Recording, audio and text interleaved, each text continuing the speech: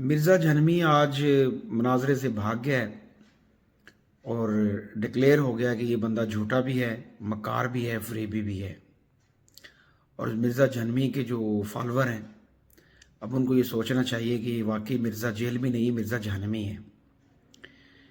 कि जो बंदा मुनाफिक होता है ना, वो वादा करता है, वादा खिलाफ़ी करता है, बात करता है, झूठ बोलता है। खुद मुनाज़रे का टाइम दिया और आज मुनाज़रा नहीं किया। मेरा गला थोड़ा सा ख़राब है, लेकिन वीडियो बनाना बहुत ज़रूरी थी। तो मुनाज़रे से भाग गया और ये लोगों को गुमराह कर रहा है। हमारे टीचर कहते थे कि 10 लोगों से मिलें तो एक बेवकूफ़ मिलता है, अगर 100 लोगों से मिलें तो 10 बेवकूफ़ आपको मिल जाते हैं। सेम स्टोरी मिर्ज़ा जानवी की है।